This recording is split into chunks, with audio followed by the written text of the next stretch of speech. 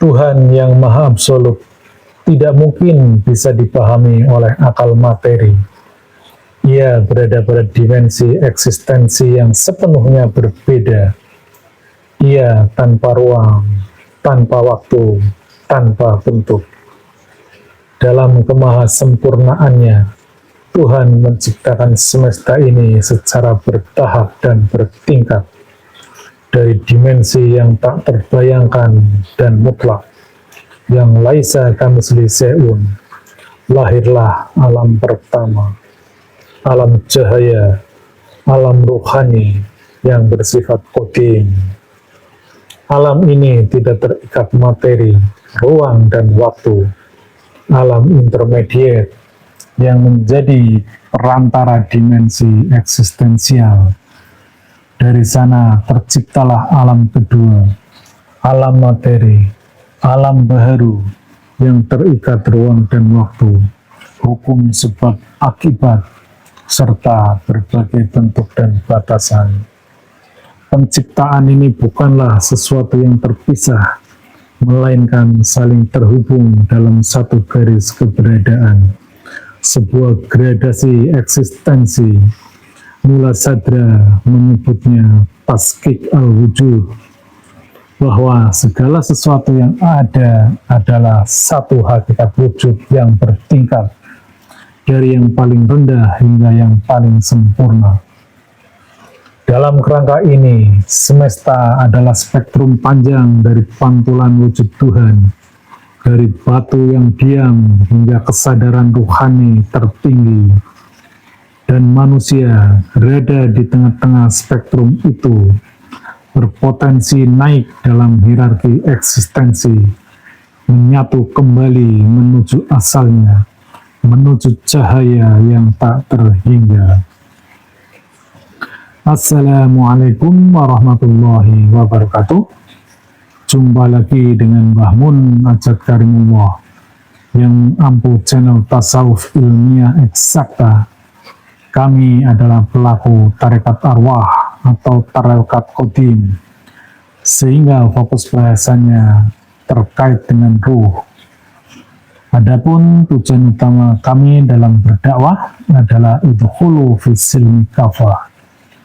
Masuklah ke dalam Islam secara kafah, beragama secara lengkap, yang lahir dan yang batin, yang dunia dan yang akhirat, yang baharu dan yang qadim. Melanjutkan bahasan sebelumnya terkait Tuhan dimensional. Kali ini kami akan coba sandingkan dengan teori gradasi materi dalam perspektif ilmu pengetahuan terkini, disandingkan dengan taskik al-wujud yang digagas seorang filsuf Islam masyhur yang menggabungkan tiga perspektif keilmuan: filsafat iluminasi, filsafat paripatetik, dan praktek tasawuf irfani dalam sebuah sintesa filsafat transenden. Dia Mula Sadra. Pemirsa, agar lebih mudah dipahami, baiklah saya sampaikan dalam bentuk slide. Slide ini secara vertikal terbagi menjadi dua bagian, yaitu sebagaimana garis merah, bahwa di sebelah kanan itu teori gradasi materi dalam perspektif ilmu pengetahuan dan taskik al-wujud yang digagas oleh Mula Sadra. Agar lebih mudah pembahasannya, mari kita mulai dari kanan bawah, yaitu alam materi, alam relatif, alam fisik, alam yang bisa dibaca oleh pembaca virtual kita, bisa diamati oleh panca indera kita. Di situ ada gambaran bagaimana benda-benda langit, kumpulan manusia, alam, serta benda-benda lainnya yang jelas bisa kita lihat, kita definisikan, kita deskripsikan. Namun ternyata alam materi, alam benda-benda kalau kita pecah-pecah dalam bentuk unsur-unsur sebagaimana tabel periodik, maka ternyata alam materi lebih sederhana. Dia hanya tersusun dari kurang lebih 118 unsur atau jenis atom. Padahal benda yang ada di alam materi di dunia ini bentuknya jutaan. Ketika kita masuk ke dalam alam unsur, itu hanya tinggal 118 saja.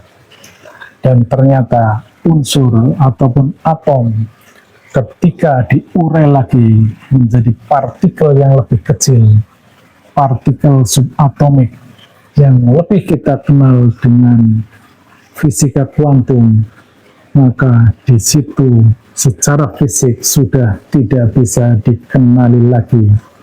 Itulah yang kita kenal dengan medan kuantum, partikel subatomik.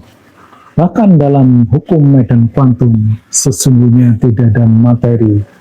Materi hanyalah hasil dari eksitasi gelombang partikel subatomik.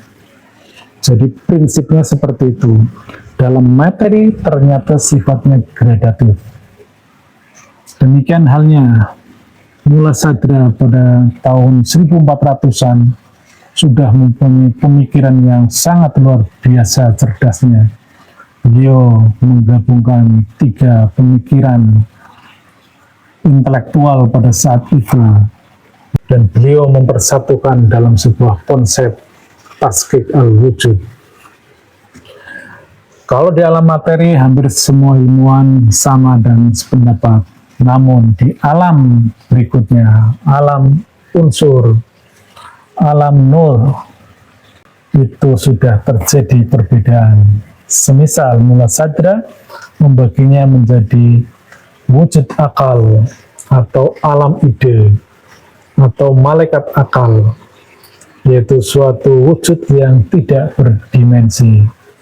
Kemudian di situ ada wujud jiwa atau ruh, jiwa hewan, namun dia masih terikat oleh tubuh.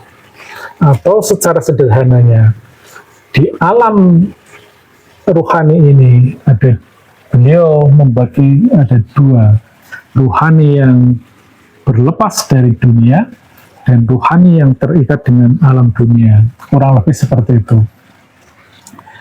Dan di puncak dari wujud itu dinamakan eksistensi wujud. Ia sang kausa prima yang mutlak, yang merupakan perwujudan dari segala macam wujud yang ada di alam materi maupun di alam ruh. Berdasarkan hal tersebut dapat disimpulkan bahwa materi ini sesungguhnya sifatnya gradatif. Pemirsa dimanapun berada, selanjutnya saya akan menyampaikan gradasi semesta dalam perspektif tarekat arwah atau tarekat kudim.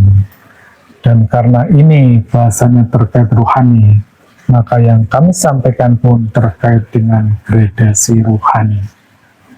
Bahwa Tuhan yang Maha Absolut di puncak akhirat tertinggi, di atas ars, yang tidak dapat didefinisikan dan tidak dapat dideskripsikan, pastinya kita tidak perlu membahasnya lebih lanjut. Yang pasti dia sang maha ruhani, dan representasi di alam di bawahnya, di alam kodim atau alam intermediate, itu bentuknya adalah alam nur, alam roh, alam cahaya, alam partikel gelombang, alam metafisika, alam yang tidak dibatasi oleh ruang dan waktu, alam yang kekal, yang kodim, yang sifatnya genuine dan otentik, sehingga tidak bisa dimanipulasi dan diimitasi. Hukum kausalitas yang berlaku di alam ini adalah kausalitas ruh atau kausalitas frekuensi dan getaran. Oleh karenanya, manusia yang bisa berinteraksi dengan alam ini adalah mereka yang sudah mencapai kesadaran rohani, yang telah bisa melakukan mi'raj atau kuantum, atau telah terurai dirinya dalam partikel-partikel yang amat kecil, yang halus. Di alam rohani ini, segala perwujudan Tuhan yang ada di alam laisa kamitslihi syai'un terrepresentasi di sini. Misalnya, sosok Tuhan yang maha rohani, yang maha mutlak, direpresentasikan dengan rohani Rasul. Rohani Rasul adalah tali wasilah yang mengadaptasi antara Allah yang maha rohani dengan roh manusia di bumi ini. Dan rohani Rasul sifatnya qadim, dia ada sebelum dunia ini ada, dan dia tetap ada. Allah maha mengatur di alam maha qadim, pengaturannya bersifat laisa kamitslihi syai'un, tidak dapat diketahui. Namun di alam intermediate ini, pengaturannya berbasis cahaya. Dialah yang disebut dengan malaikat. Artinya sistem operasi di alam intermediate ini bentuknya adalah cahaya. Kemudian kalamullah yang tidak terdefinisi dan tidak terdeskripsi di alam maha qadim. Di alam qadim bentuknya adalah kalam qadim, ruh atau cahaya, sehingga kita mengenal terminologi Quran qadim. Demikian halnya lauh mahfuz, qada dan qadar, seluruh catatan-catatan amal kita, seluruh peristiwa-peristiwa yang nantinya akan wujud di alam realitas ini sudah ada catatannya di alam qadim tersebut. Demikian juga perjalanan akhirat adalah sebagaimana representasi kehidupan di dunia ini. Hari berbangkit, padang mahsyar, surga dan neraka adalah peristiwa yang telah dan sedang terjadi. Saat ini sudah terjadi karena ini alam qadim. Jadi sudah jelas seluruh representasi dari masing-masing dimensi itu ternyata ada. Dan kita kemudian turun ke alam relatif, yaitu di dunia ini sifatnya baharu, fisik, dan dapat dikenali oleh akal empiris.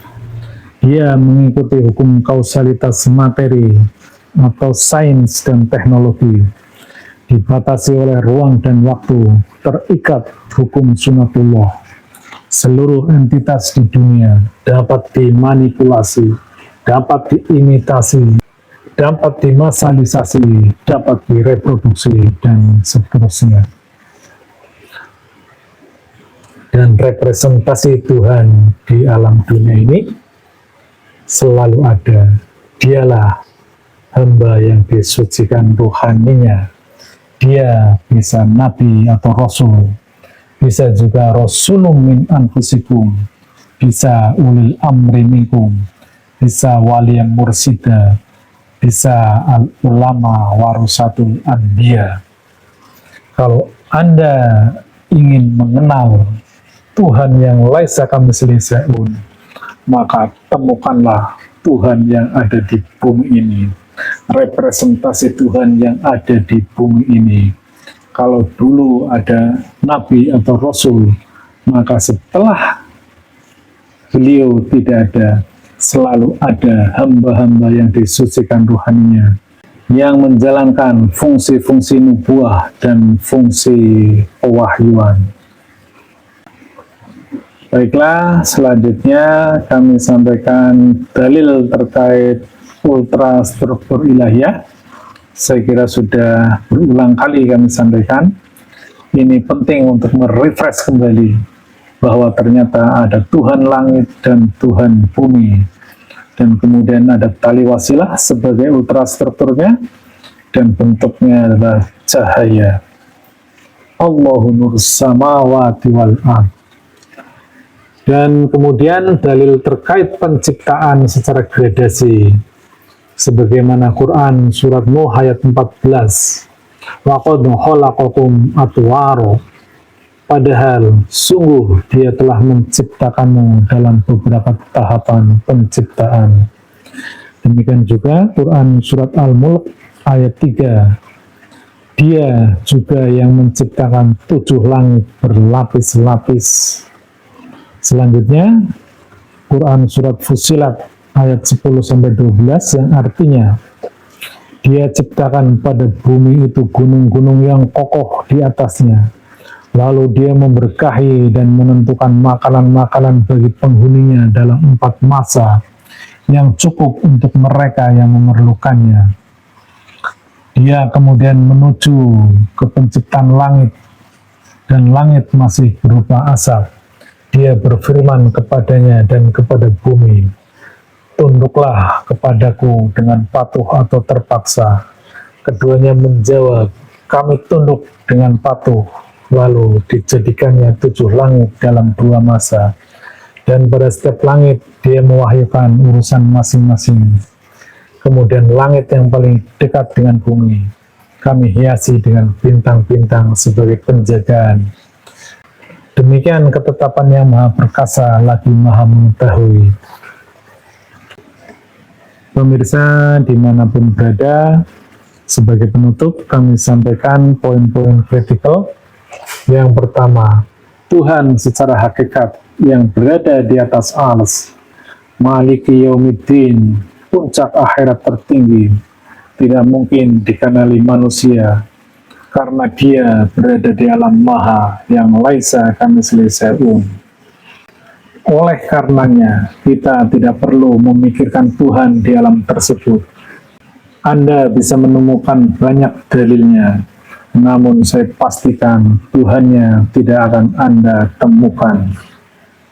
Yang kedua, Tuhan di alam intermediate, alam qadim, dalam bentuk ruh, nur, cahaya, termanifestasi dalam bentuk satu. Sosok Tuhan di alam intermediate, alam qadim, yakni seorang utusannya berbentuk ruh, itulah ruhani Rasul. Sistem pengaturan urusan semesta bentuknya cahaya, itulah yang kita kenal dengan malaikat. Basis pengaturan di alam qadim adalah cahaya.